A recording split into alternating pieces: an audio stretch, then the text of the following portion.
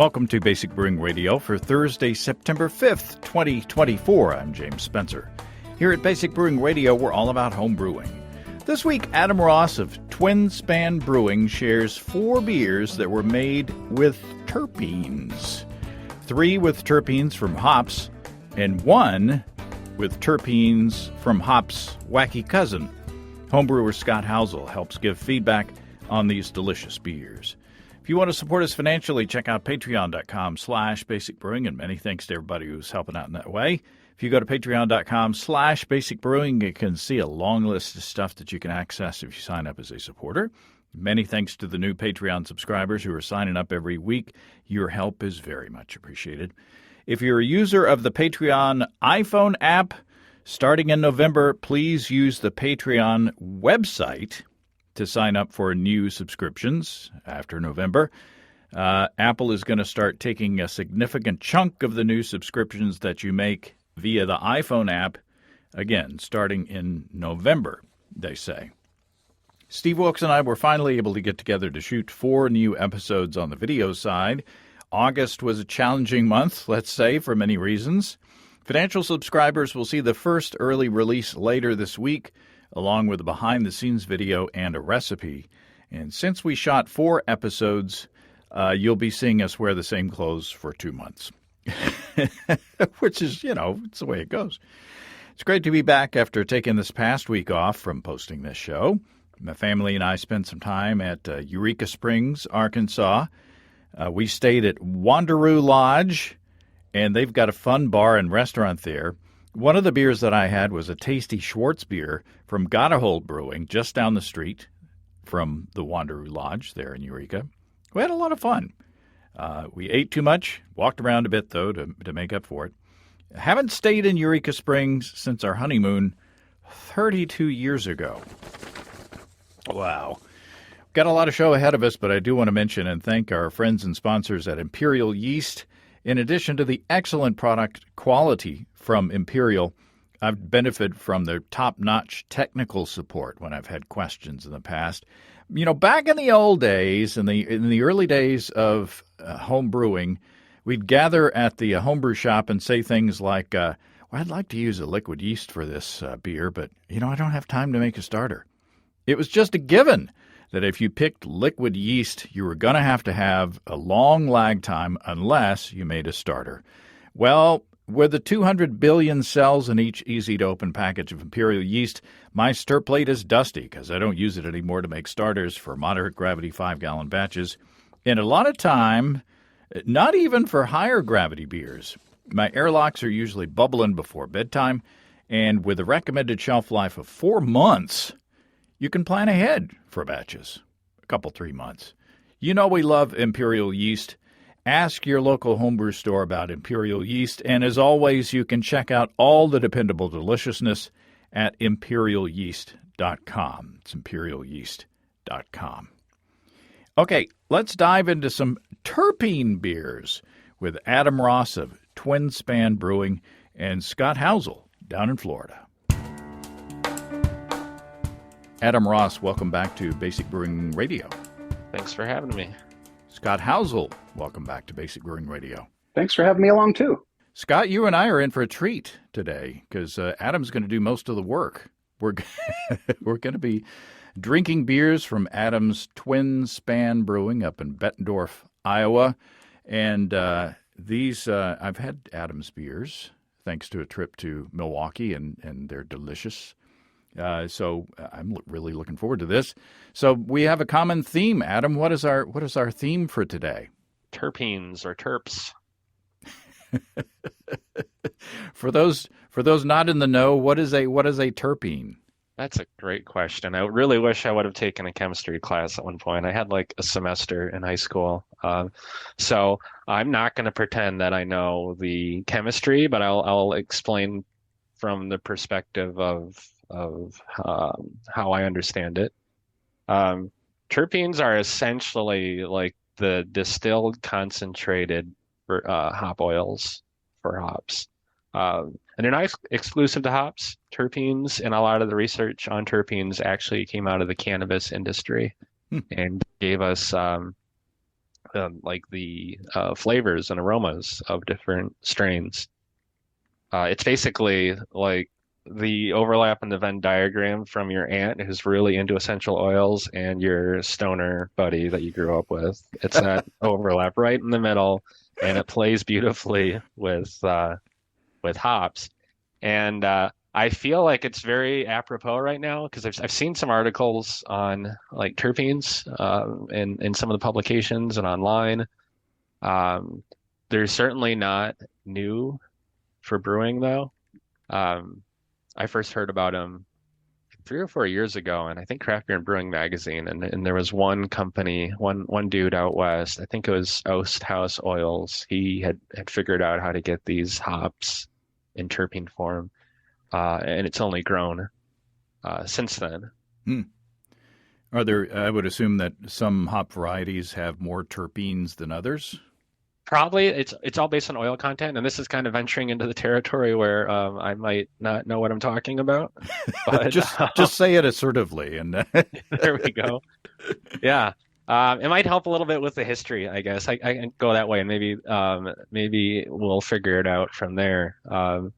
So yeah, after I heard about these terpenes in a magazine, and I wanted to get my hands on them. They were I couldn't really source them at the time, and then I was over at a buddy's nano brewery across town, Revels and Lions. The brewer is Jeremy Stone there.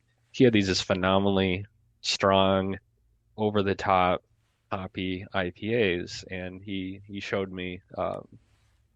Eventually, he showed me his secret to how he gets them. And I've been kind of using it as my secret ingredient for a few years now. And now that they're getting trendy, I think it's probably time that I can let the cat out of the bag. But they're uh, they come out of the cannabis industry. And one of the first times I ordered these terpenes from the company I usually get from, which is Abstracts. They sent me this like textbook in PDF, and it was like super incredible science, like lab coat science. Like I couldn't even tell you if it was written in English. And I said like, "Hey guys, what is this?" And they're like, "Oh, that's actually for like our scientists who like companies that make their own custom cannabis strains. Just ignore that." And I'm like, yeah, that's fine. I couldn't understand anything of it anyway. But that's a long way of saying like there's a ton of science here, and I don't know if it boils down to just like Cascade has more terpenes than another hop. I do think it's closely linked in what I could gather from the I don't want to say pseudoscience, but the level of science that I understand. Uh, it's some hops do have more oil content than others, and they're able to extract, emulate those flavors or extract those flavors differently depending on the oil content. so these are these are hop products. Yes, they are. In front, the beers we'll be trying today, most of them are hop products. I've got a little surprise later on. So most of that, yes, a surprise. I hope you're not driving anywhere or taking any blood tests anytime soon. I'm eating a poppy seed bagel right now. So now, is it? Well, maybe I should save this question. But is it legal to use, cannabis terpenes in beers? Yes, and it's and I'll say this with 99% certainty because I don't know every market, but um, you don't even have to call them out commercially that you're using them because terpenes are essentially like the blends of linalool and geraniol and citronella, all those hop oils that you hear about. That's really what they are, and they're already there in hops. So calling them out as saying I added more would be kind of silly. Huh. Are there any medicinal effects or any physiological effects, or do you get a different kind of experience from highly dosed terpene beers? So I don't hear it as much as I did a few years back, but Certainly that was the angle that seemed to be taken a few years ago, was that yes, there is you get a different experience based on different oil blends. And this is paraphrasing abstracts again, but they said that essentially CBD and THC, which aren't in these hop blends, it's like a pilot in a plane. The CBD and THC is what gets you off the ground, gets you high. And then the oil blends, the terpenes, are what sets the pace, sets the direction, sets the mood, sets the pace. And so just like your aunt that has a bunch of essential oils for different moods and health benefits, again, there's so much overlap here where like you'll hear claims of like lilac smelling terpenes as having a calming effect. Mm. I don't know how much I believe in that personally, but again, I'm no chemist, and but also on the other side of that, I have had a heavily terpened beer before that did say it could calm you, and I felt pretty calm after it. But it could also be that it was like 8% alcohol. So, Well, and it may be anecdotal, but I swear that, if I have a big old, American, IPA like, a Bell's Two Hearted or something like that with a ton of hops in it, I swear if it makes me feel different from, if I'm just starting out with like a Pilsner. Alcohol content, the same and everything. So I don't know if that's just, that I love hops so much that it's scratching a euphoric itch in my brain, or if there's actually something going on. yeah, there could be. I've heard of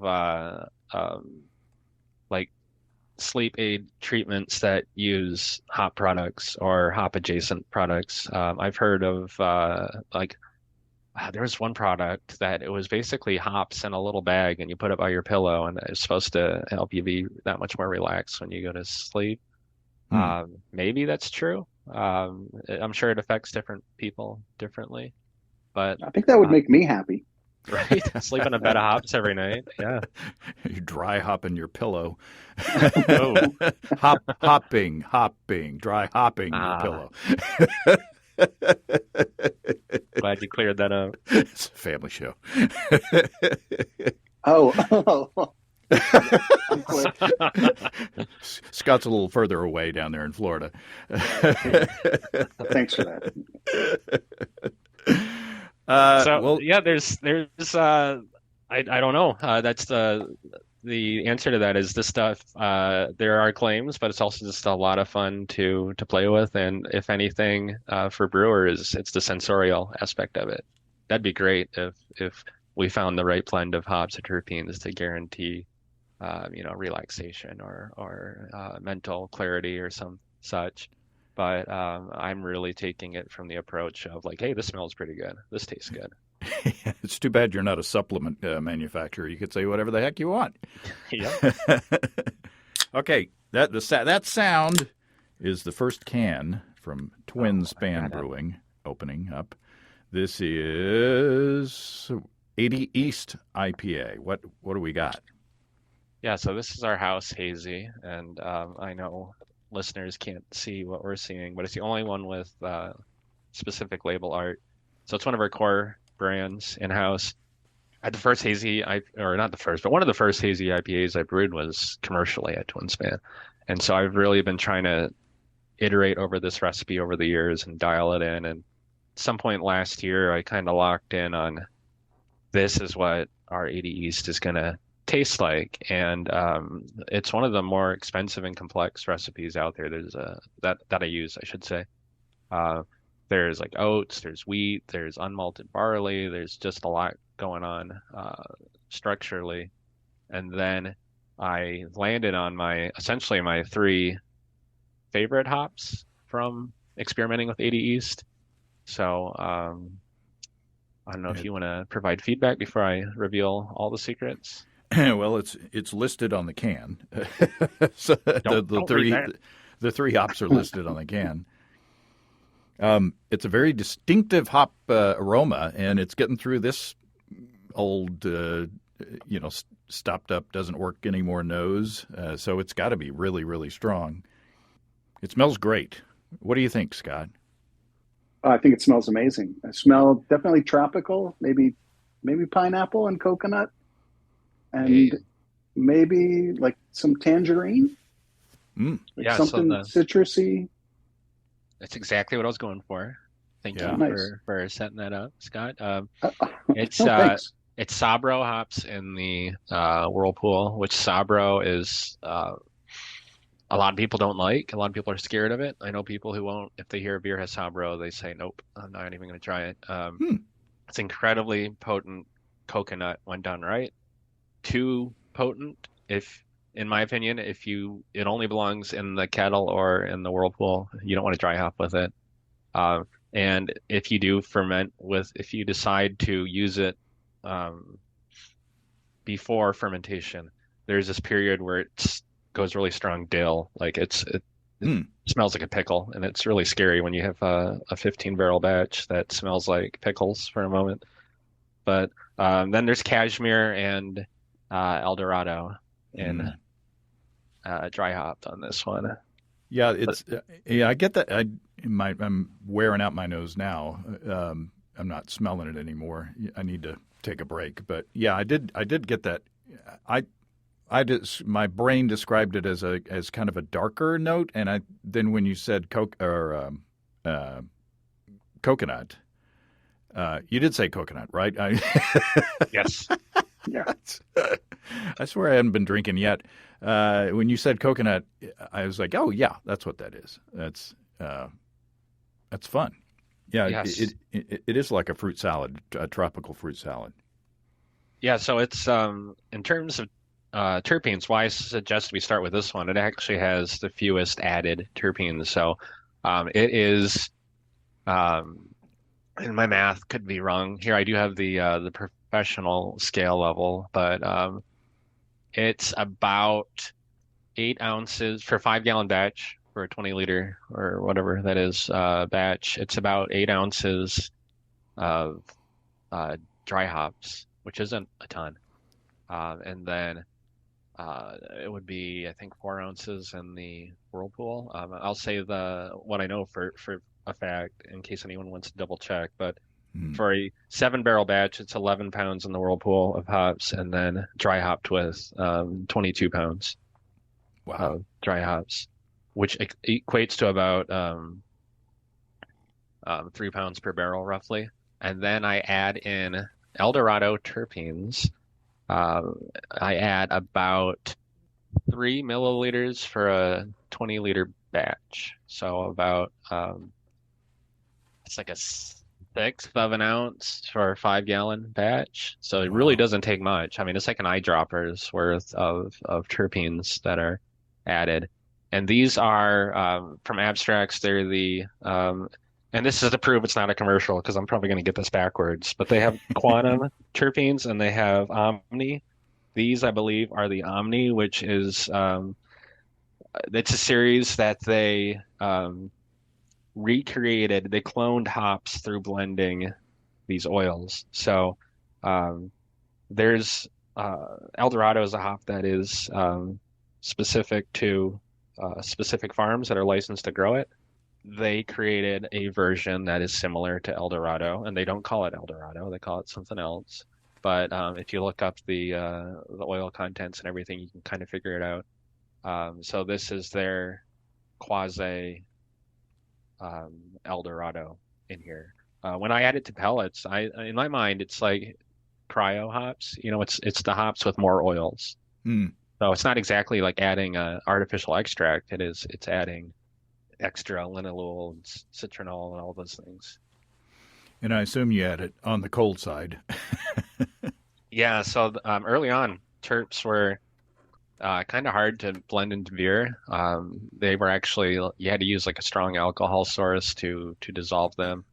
Anymore, and there's more than just Abstracts doing this, but most of the big hop vendors these days have some kind of terpene, and they all kind of resemble like skim milk if you see them in their bottled form, and Huh. then you just blend it into the beer, and it kind of just dilutes in and mixes in. So, pre or post fermentation? I've never done it pre, but that would be interesting because you think you could still get some of those biotransformation because oils are there. But I do it post. So I'll Mm. always, um, I have the little pressurized top shooters on the top of my tanks. I'll throw them in there with hops and shoot them into the tank. It seems like a vigorous fermentation would help you mix things in well. Yeah, probably also convert though. I would think these oils would get converted just like I said, Sabro. If it doesn't get biotransformation, it can pull a lot of dill or just not be that pleasant. There's some grassiness on the aroma now that my nose is, in a pleasant way, my nose has gotten used to it.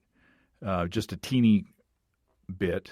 The flavor goes right along with the aroma on my palate. It's delicious. The bitterness is nice and crisp and sharp. The beer is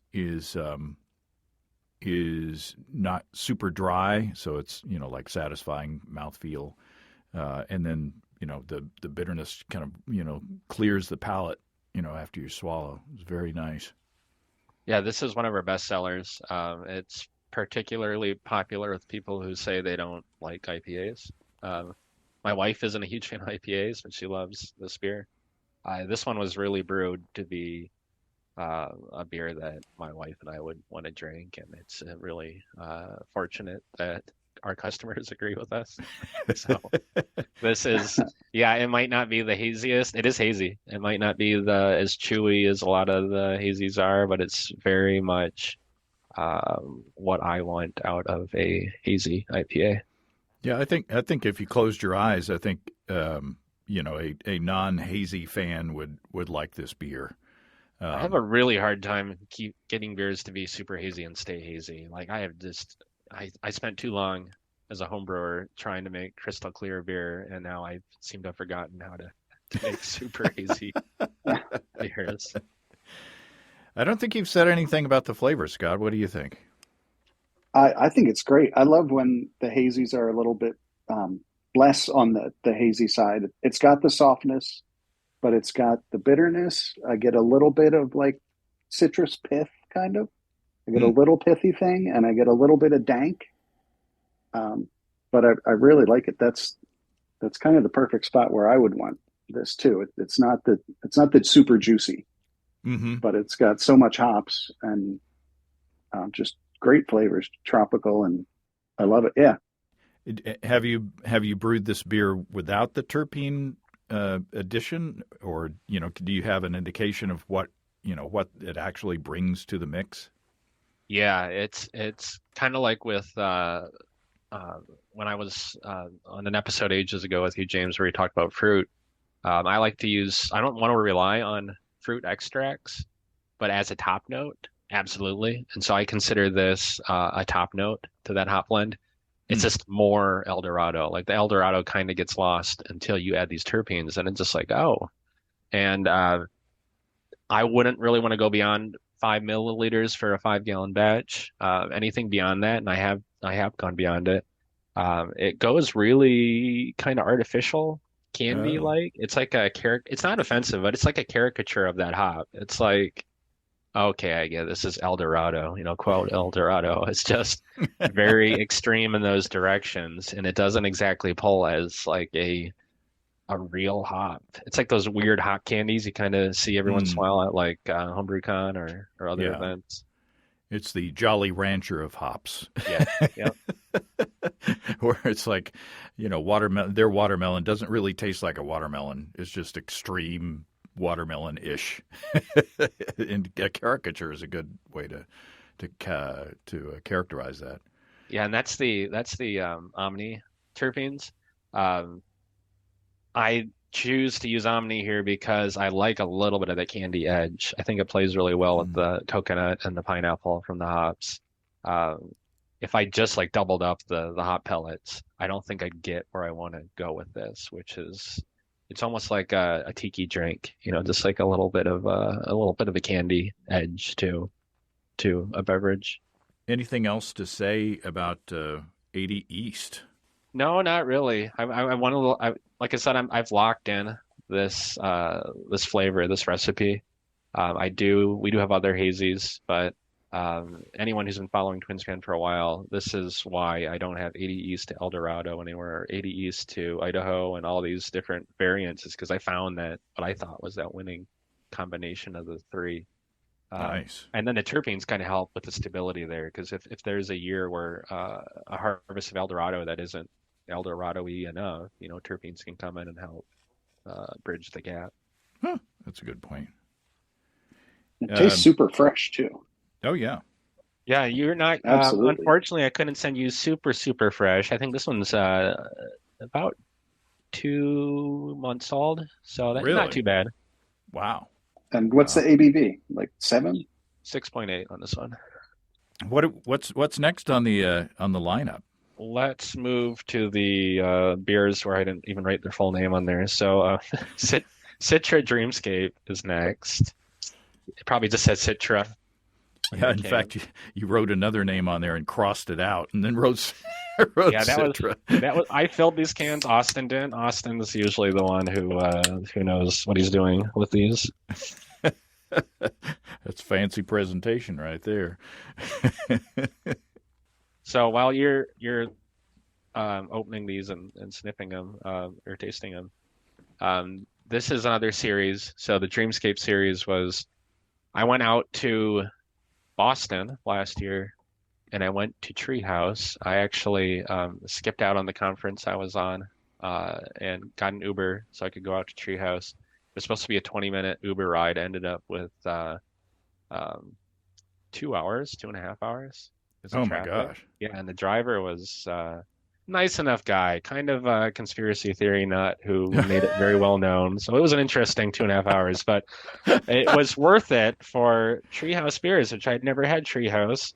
I'd heard so much hype. I've seen their YouTube channel. It's just a gorgeous looking brewery. I know years ago people used to trade cans for just tons of money, and that's not really my scene. But when I went out there and tried a few of their beers, I was like, okay, they're all really good beers. I don't know if they're my favorite in the world, but they are super unique. Like they've earned every accolade they've got. And part of that I had heard before going there was that they use their own unique yeast blend, which is actually a blend of English, German, and Belgian yeast. So that's what I'm doing with the Dreamscape series, is that I'm trying to create an American IPA, and I call this an American IPA. You can see it's not hazy at all. Very clear. With a yeast blend. I'm getting spice on the nose. It's a couple of shades darker than the first one. Yeah, I think I want to do it again. And I keep pulling back on the amount of Belgian yeast, and I want to go even less next time. And so I blend these three. I want to say it's like half the yeast is English, 3/4 is German, and 1/4 is Belgian. And I think I want to go even less on the Belgian. But I took the temperature. All three of the yeast strains I used share like 2 degrees Fahrenheit of where they want to ferment, their optimal range. And so I stuck the thermostat right there. And so I think I want to keep doing that, but I want to pull back on the Belgian so that it is very Belgian-y tasting and smelling.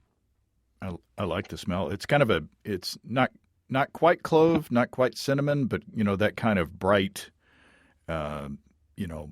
baking spice kind of aroma. Yeah, Treehouse isn't this spicy.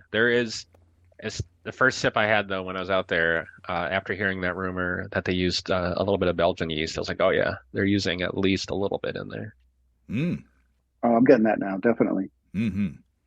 So hops on this one, or I guess I should take a step back and say if you are picking up the hops, which are not a secret, it's in the name. I get Citra for some reason. No, I think my it's not the hops aren't as hop forward as the first one on my palate. So I'm having a little trouble. That first one spoiled me. I didn't drink the whole thing, but first one spoiled me as far as picking out subtle differences. There, it, like I say, it's not as hop forward as the first one, but they're definitely there. The yeast I character. probably already destroyed your palate, so Yeah, it's all downhill from here anyway. Yeah, I'm done. I do get the Belgian character from the yeast, and it's extremely quaffable. It's good. When I smell it at first, I felt like I got a lot of cannabis smell out of it. But then when you taste it, it doesn't have as much of the dank. It's definitely less tropical, but I like it a lot. It's, yeah, a little herbal. Hmm. I think when you said the cannabis character, I think there is a bit of that on the edge of the flavor. Just like as you swallow, just that last little sip. I don't know what you guys are talking about. It's not legal in Iowa. 10 minutes away in Illinois, it's sure, but Well, I just know from smelling at concerts and things like that. yes. That's right. In the bathroom at high school, there's things like that. There you go. This one is like I suggested there. It is Citra. It is also, and I'll throw in a bonus hop product here. In the Whirlpool on this one, I used Centennial Salvo. So Salvo's made by Hopsteiner, and it is a de-isomerized hop product. So you get the character of hops without bitterness. So I added Centennial Salvo to the Whirlpool. So you should get a little bit of Centennial in the background before Citra comes in and stomps all over the place. And this is all so in this one for a homebrew level, it's only 3 ounces of Citra pellets to dry hop, and then about 10 milliliters of the Quantum terpene. So Quantum isn't created in a lab to taste like a hop. It is actually hops through whatever magic proprietary process. They convert the hops into terpenes, into this like I said, skim milk type fluid that you can add cold side. When they were trialing this, since we were one of the early customers at Abstracts, we got a sneak peek at these, and we did some trials in house of Quantum versus Omni. And so how I trial these, and this is another plus for terpenes, is if I want to try out a new hop blend, instead of just brewing the whole beer, I will take terpenes and add it to a homebrew keg filled with water and carbonate it. So I make hop water using terpenes, and then I will determine what I think about these flavors before I brew even a pilot batch. So like right now we've got hop water with Azaka and some pineapple juice, and it's really tasty. And I have it in our brewery set right inside our beer cooler for all our staff with the homebrew picnic tap on it, so that if anyone wants to come by and drink some hop water, they can. And so we get a couple staff members who give us feedback on these hop blends. And I had Omni versus Quantum, and the Omni is like what was an 80 East. It is artificial, not in a bad way, but it's, they recreated that oil blend. Quantum is, I had one of the reps, it tried to explain it to me and it went over my head, but you basically, like, you pick a lot of hops, like that farm in Oregon, this picking window, turn that into terpenes, and they do it somehow. So it's a little less intense, but it also has that like a more real flavor. It has, I got a little bit more of like the green character of the hops. Like I could almost taste the brackish of the hops. But in terms of levels, you probably want to go more than 5 milliliters. You probably want to go somewhere between 5 to 10. I will say I told Abstracts I used essentially a 10 milliliter dosage, and they were like, holy cow. And it was when this beer was super fresh, it was too much, almost too much. Like Hmm. I let it sit in the tank for 2 more weeks because I was like, oh, I overdid it. This was too much Citra. It was just intense, and that's leveled out. That's calmed down a bit over time to where we have what we have now. And this beer might be 4 months old. Hmm. What I mean, are they? I assume since there's a lot of hops that goes into this product that it's not cheap, and there's this new technology. So how much does it, like if you were to add the suggested amounts to an average 5 gallon or 19-liter homebrew batch? How much would it add to the cost of that batch? It's way cheaper than a lot of the alternative hop products I've seen out there. A lot of them are finding ways to get real hops, and like Salvo and these other hop products. Um, they're not exactly distilling the hops down. You have quite a bit volume more of this hop product. Those I've found to be more expensive. This is, I don't want to say use terps to save money. You use it to save beer because you'll get less beer loss from the sponginess of hot pellets. Hmm. If you want a clearer beer, terpenes really help out, as you can see in front of us, because you don't have all that vegetal material.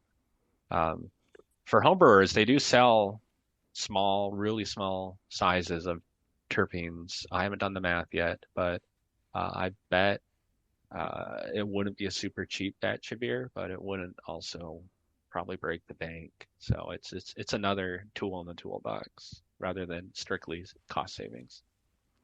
It's really good. The more it's warmed up in my cup, the more I can appreciate the hop flavor playing with those Belgian notes. This is the kind of quote unquote Belgian IPA, that is kind of ideal in my opinion. I think we talked about it on the show before, but the Belgian IPAs of the past, when they first started coming out, of course, in the style of American breweries, it was like going all out on both the Belgian yeast character and the hop character, and sometimes those two don't play well together, depending on the yeast strain and the hops strain as well. But this is very nice. It's what's the ABV? It's super drinkable. 7. Oh, okay. Yeah, and it's funny you pick up so much Belgian because the amount of Belgian yeast was really minimal. But I agree. I'm right there with you. It's almost a Belgian IPA. So I do want to pull back on that, but still have the Belgian make an appearance.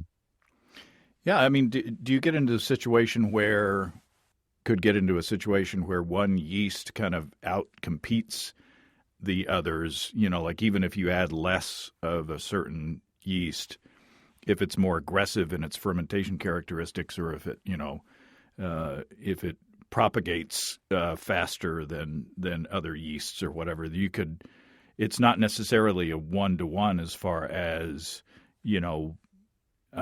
the proportion of the actual yeast volume that you add to the beer may not be exactly what comes out in the final product. Does that make sense? Yeah, and I'm sure this brewers at Treehouse have figured it out. I haven't. It's really just I throw all the sea monkeys into the pool and say like, hey, go at it. Whoever comes out on top, good luck. And, the Belgian yeast, the Belgian sea monkeys. I've had a couple of beers where I blend yeast, and I don't even have a microscope, so I'm not going to claim any kind of scientific vigor here. But Belgian a little bit goes a long ways. They can be the underdog, and even when you think you're not setting things ideal for those yeast, they come out swinging, and it's always a very Belgian-y beer initially. So, I mean, when I'm saying I want to do this again with less Belgian yeast, this time it was 25%. I'm thinking like 2% of the Oh yeast my. blend, maybe, like just barely having them be there. All right, beer number 3. I don't have this one in front of me. I think Drunk Adam at one point took this one out of the beer fridge because I was digging around for it. I knew what was in there. So this one is colder and taller. It is the title's a reference to a Regina Spektor song, which is quite lovely. It is a cold IPA, which I had an IPL on for a while. Hardly anyone bought it. I was really proud of it. But IPLs don't sell. India Pale Lagers don't sell. Cold IPAs, on the other hand, sell. And I was just grumbling and just didn't even want to think about that style for the longest time until I listened to this video series on how to brew cold IPAs. And the inventor of the style name out in, I think, Portland, Oregon, explained that it's not really an IPL. It's basically a malt liquor with hops, with a lot of hops. So very pale malt with a lot of adjuncts. In this case, it's rice. So this one's like 70% American Pilsner, 30% rice. Wow. And then lager yeast fermented under pressure. Oh, there you go. it was there. You didn't hear it, but I heard the first note, and then I paused for the sound effect. Thank you. So it's fermented and like way warmer than this yeast would normally ferment. So like Fahrenheit mid upper 60s for lager yeast. I did it under pressure just so I could. I don't know. I'm a little nervous about fermenting lager yeast that warm, even though maybe I shouldn't be. So as you can see, if you pour it into your glass, it is very light and very clear. Yes, crystal clear. Oh yeah, super pale. And it is, James, higher alcohol than your malt liquor. It is 8.2% alcohol. Take that. Right?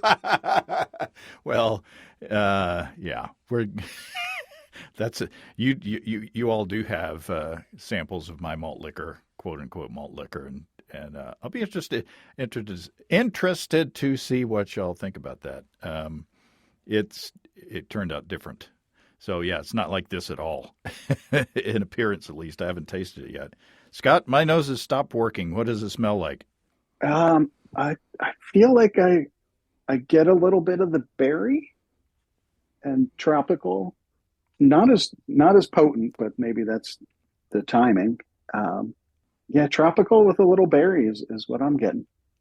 Yeah, this is again Salvo in the whirlpool of El Dorado, and then it is Strata two ways, Strata Terps two ways. So Omni and Quantum, equal amounts. So about 5 milliliters of terpenes for a 5-gallon batch. But I'm cutting them 50-50 between the two types. But they're both Strata though. So the artificial, quote, created in the lab artificial Strata versus real deal field Strata. And then I want to say, I need to look at my notes. I want to say, because I don't trust the terps to blend in by themselves, guess I'll actually add them to the pellets when I add it to the tank. So I did add a little bit of mosaic pellets, but like 4 pounds for a 7-barrel batch. So, I mean, that's not even an ounce or half an ounce for the homebrew scale. I just add enough pellets so that they had something to ride on their way into the tank. Yeah, it's really good. It's it's very light on the palate, on the tongue. It's not the effervescence. I mean, what was the finishing gravity of this? Super low. I mean, single digits. Yeah. And actually ended up higher ABV than I predicted because of that. I was really thinking this was going to come in, finish at like 1010 or something, and I want to say it was probably like 1006. Super dry. Yeah, it's very light. You can read through it; it's so clear, and that's without any kind of clarifying agents. It's just like, and that's what I wanted, and that's why I used terpene, relied so heavily on terpenes rather than the pellets, is because I wanted this beer to look like a light lager or a malt liquor sitting in your glass. Oh, it definitely does. Yeah. And I am getting like a fruit, like a berry, on the flavor, not necessarily tropical on my palate, And I don't know if that's, just my tongue wearing out right now, but it's really good. Yeah, It's, Strata's I recently fell in love with it. I'd never used it before. I'd heard about it, and it is, for me, it is kind of the best of both worlds. It brings that mosaic kind of blueberry diesel character, but it also brings a lot of this like candied orange. Like mm, I get those gummy orange candies character coming off of this. And it's dank too. This is the one of the dankest beers I make, to where if I'm sitting, we have a long bar in our tap room. If I'm 20 feet away from this tap and Austin pours this out of the faucet for me, I can smell it. It smells illegal. I mean, it is just, boy, yeah, especially when it warms up, it is super dank, you wouldn't know that it's 8.2% for sure. right? That would fool you in a hurry. So I take it on these bigger beers like this, you serve a smaller portion Yeah. at the bar. For the customers, yeah. For myself, it's it's a ghost. Bigger portions. I bring in my Moss, my liter mug. You have a boot, Right. an Oktoberfest style boot thing. Oh, this one I would be under the table because yeah, this one is super sneaky. And when I brew this again, I'm going to brew another cold IPA. It's not going to be 8.2. I want this to be. I don't want to call it smaller and colder because my male staff, when I suggested that, they all thought like that suggested something. Just call it "I've been in the pool." Yes, I swear I've been in the pool, the water was really cold. or like a turtle. It's not getting better, James. or I don't know how you guys walk around with those.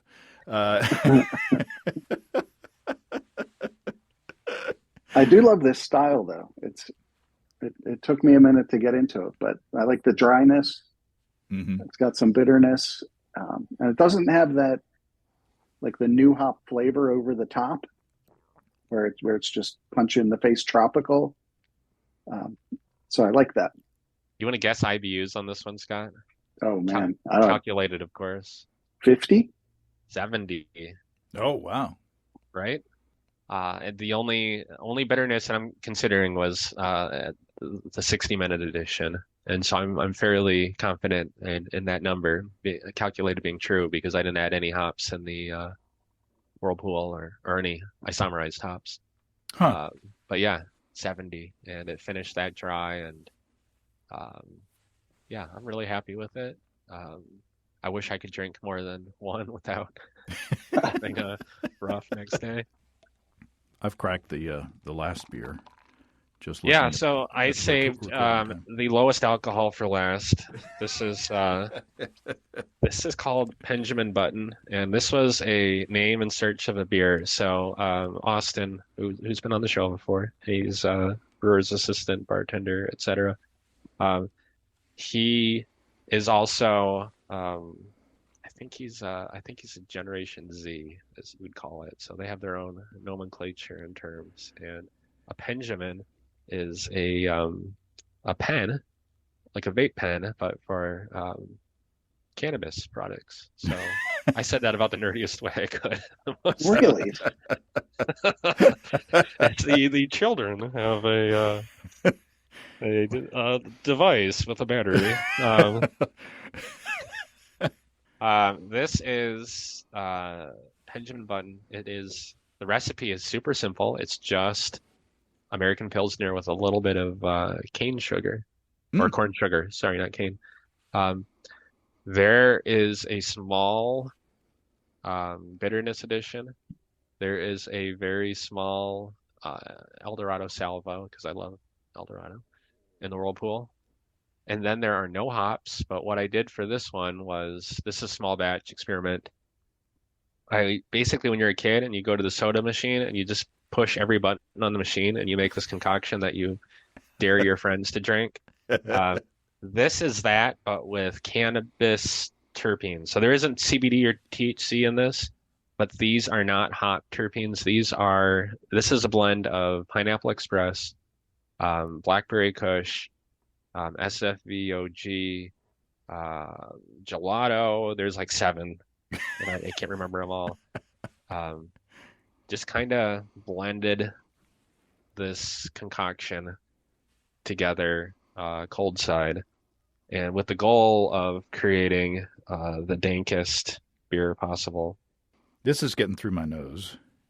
But I get, instead of like dark aromas, I'm getting a lot of bright aromas, like almost spicy, like bright fruits. When I think of dank, I think of dark. But that's not what, at least the way my nose is acting right now. I'm getting like citrus fruits and some spices, some like bright spices. I was going to say something minty about it. Yeah, yeah. Yeah, a little menthol. Yeah. This is like the Willy Wonka where Violet had the all-in-one gum, and the flavor is just like, oh, it's turkey and it's mashed potatoes and it's blueberry pie. Are they going to roll me down to the juicing room after this? Maybe. I do have a Willy Wonka costume, or I did at one point, and the staff really went Austin to dress up as an Oompa Loompa, so it's not impossible to have that happen at some point.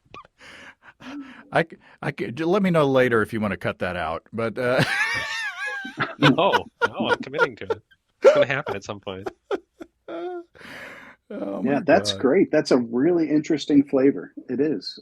It's like not what you expect in a beer, but it's definitely still a beer. Oh, yeah, wow. I don't know if it's a new style or not, because it is it's not dry hopped, but it definitely has those dry hop adjacent flavors and aromas to it. Oh, man. The Willy Wonka reference is nice because, I mean, there are definitely candy influences in that flavor. And it does, if you take out the major cannabis smells that you expect, it is those background smells. And I do have some experience in smelling cannabis that I will admit at this point.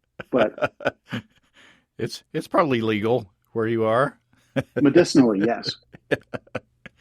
I will say the primary aroma should be Pineapple Express because I added the most of that. But otherwise, it's an equal distribution of all the cannabis strains that are water soluble that I could get my hands on. It's the least bitter of the beers, which is probably not surprising. But man, it has the most aroma of everything. Maybe 80 East might have a little bit more, but yeah, I stick my nose in there and it is. I probably won't be able to smell anything else the rest of the day. I get a lot of juicy fruit.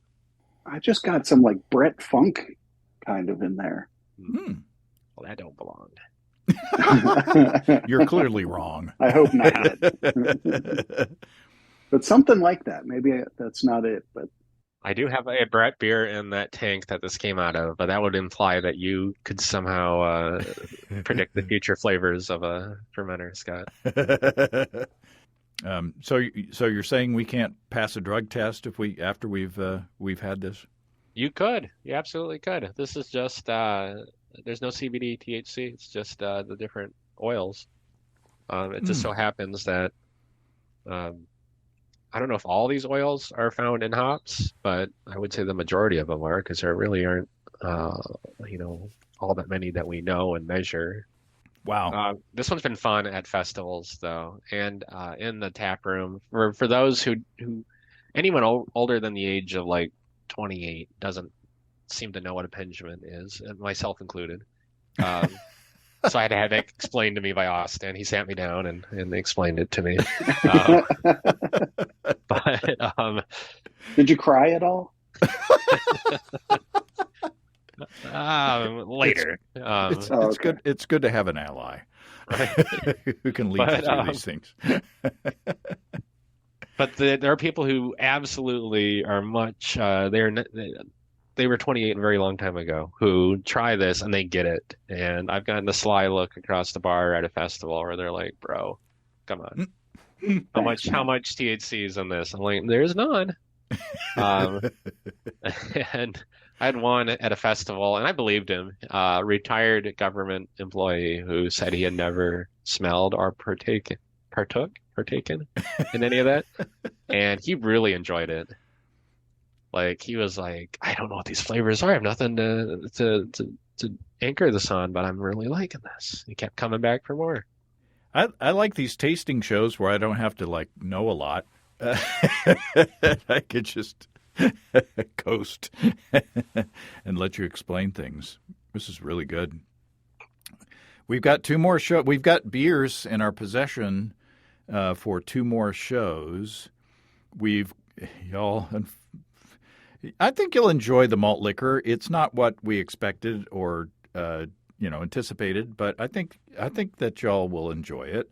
I don't enjoy the fact that it came in a 12-ounce bottle and not a 40-ounce bottle. But... Well, there's a story with that too that I'll share when we get together to taste that. But I want to get Chris Colby in on that because he helped me design the recipe, so it's his fault. And so, no, I don't know. And then we have Scott's, an assortment of Scott's beers, including his Lichtenheiner. Is that Correct. How you say it? That's what we're going with, I think. I did get correction on how to say the other beer that we talked about. I'm not even going to remember. Did it start with a G? The Gewürztraminer. Oh, heck. Well, that sounds right.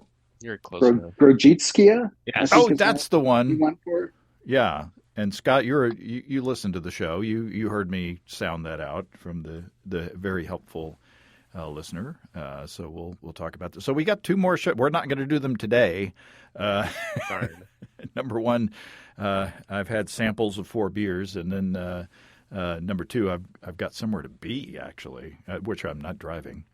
But hopefully we can get together and record those other 2 shows soon. And I sent you my POG Porch Fermented Honey IPA. Oh, porch steamer. Which I really enjoy, and I hope that you guys will as well. But anyway, boy, this is fun. Adam, you're a talented brewer. Thank you. And a talented talker, and I appreciate. I have other talents too. Well, I don't know if that's not going to express well over the radio, though. You have to turn the camera on for that. Does it involve an Oompa Loompa costume? That's the. Come on up to Twin Span, and I'll show you. Yeah, drop by Twin Span Brewing in Bettendorf, Iowa. And to drink Scott Housel's beers, you got to be his friend. How many beers have you sent us a list of all the beers that you've contributed to Basic Brewing Radio over the years? Was it like 38 or something? I think it was pushing 30, yeah. And some of them were close, like a bottle conditioned versus not bottle conditioned. But that counts. Yeah, and we're extremely grateful. So. All right, guys. Well, I wish that I didn't have anything else to do so that I could just sit and drink the rest of these 4 beers and turn off the recorder. Oh yeah, I got to edit this and do the whole show. So, all right, guys. Thanks so much, Adam, for sending the beers, and look forward to the next time. All right, cheers. Thanks, Adam. Thanks, James. Many thanks to Adam and Scott. Looking forward to getting together with them again soon. I think we'll taste Scott's beers next. That Lichtenheiner sounds delicious. In the meantime, if you have brewing questions, show suggestions, or just want to say howdy, write to james@basicbrewing.com or just fill out the contact form on basicbrewing.com. And please don't forget to tell us where you're from. Check out our mobile-friendly shop at basicbrewingshop.com. Thanks to everybody supporting us through our Patreon page. Special goodies coming your way. Check that out at patreon.com/basicbrewing. So until next time, until then, thanks for listening, everybody. I'm James Spencer, production help for Basic Brewing Radio, and our website is provided by Kelly Dodson. Basic Brewing Radio is a production of Active Voicing. We'll talk to you next time, everybody. In the meantime, stay well and stay tuned. So long.